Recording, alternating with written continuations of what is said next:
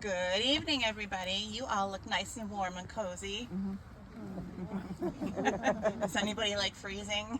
Yeah. Well, I'm glad you're here. It's nice to have visitors because it's usually quite lonely and boring here.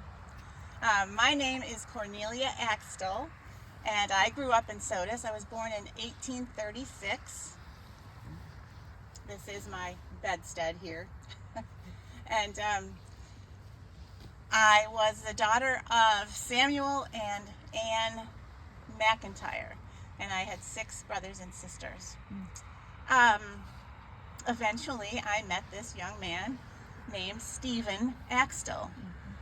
He was 4 years older than I was. He was born in 1832.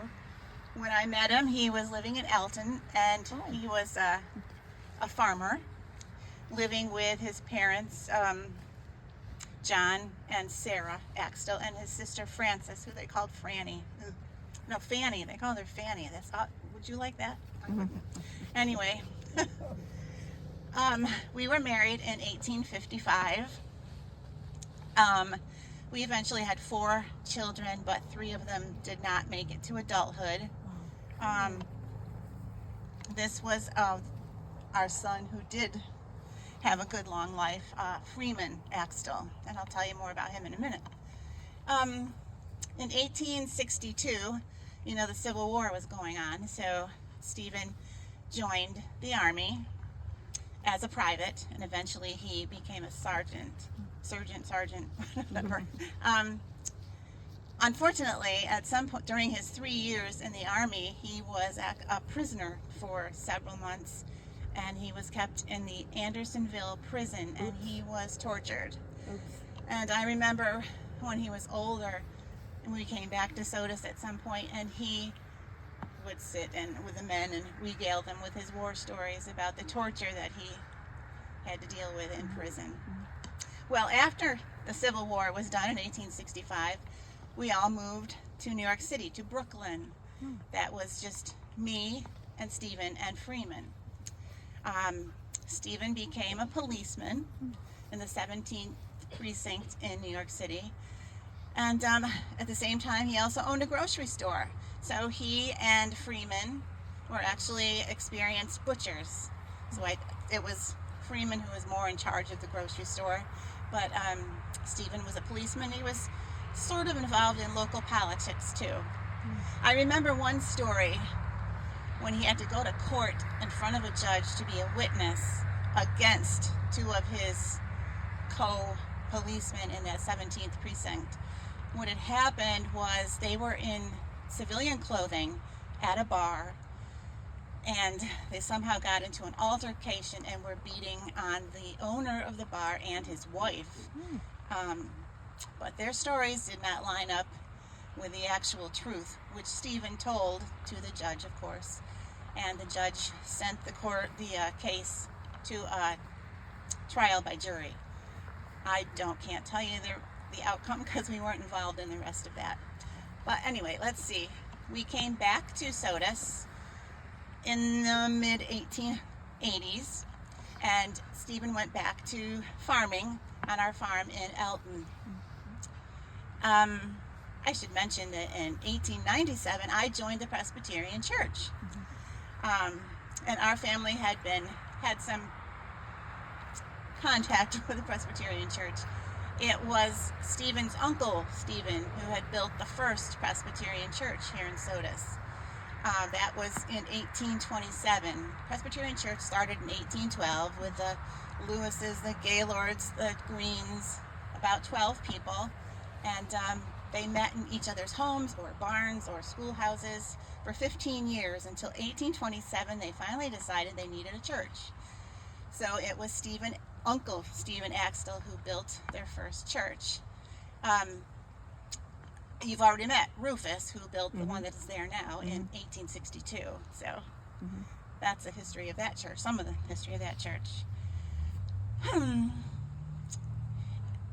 Freeman actually didn't get married till late in life. He was around 40, and he married a girl who was about 15, 16 years younger than he was. They had 5 children, but only 4 lived to adulthood. In 1900, in March of 1900, Stephen was in a lot of pain from neuralgia. That's when you've had damage to your nerves, and it can be very painful. Well, on the evening of the 7th of March, 1900, he went to bed early, 9 o'clock, and I was standing by the bed talking to him. And he thought maybe if he rolled over and got in a different position, he'd be a little bit more comfortable. Well, he did that. And then all of a sudden, I heard this cry of pain and then a couple of gasps, and he died. Very sad. He was 68 years old. So all of a sudden, I was a widow with 3 children and a farm. But lo and behold, then Freeman started having children. So it was very exciting to have grandchildren to play with. Unfortunately, Stephen didn't get to know his grandchildren. So that's pretty sad.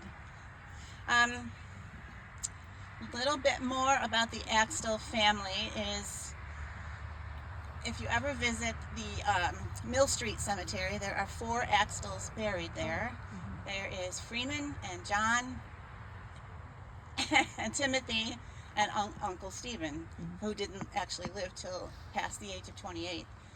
But those 3 men all were in the Battle of Sodus Point, the Battle of Troopville, back in June of 1813. And there's a little story about Timothy. He was living in Elton, and if you know any of the story of that battle, when the soldiers had all gone home and then they realized that the British ships had actually appeared, they sent out 2 horseback riders, one to the west and one to the south, to call back the soldiers that they could, but also to round up any farmers or sawmill operators or blacksmiths or whatever they could find. And Timothy in Elton decided to go and fight to defend Sodus Point, Troopville. But he didn't have a musket. So he knew his neighbor had one, so he went next door to his neighbor and asked to borrow the musket. The neighbor wasn't home and his wife said no. But Timothy went right in and he grabbed the musket right off the top of the fireplace and went on his way to Troopville, and he fought in that war. But unfortunately, later on he was sued by the owner of that musket, and he had to travel by horse all the way to Geneva, which of course today is no problem, but back then it was all forest, and it took quite a while to get there, because that's where the court was in Geneva, and unfortunately he had to pay a fine. Just a little bit more about bugs in the air, about the Axtells. They originated in England back before 1066. I once knew what the name meant, but it's kind of crazy. God something. Anyway, the Axtells came to what was going to be the United States in the early 1600s. There was a Thomas who came to Massachusetts. And my Stephen was actually an 8th generation Axtell in the United States, and Freeman was 9th generation. Oh, I didn't tell you about myself. Oh, I ended up living until the age of 87 in 1923. At that time, I was living on Union Street in town of Sodus and renting my home. Thank you very much for coming, and I hope you stay warm. Yes, thank you.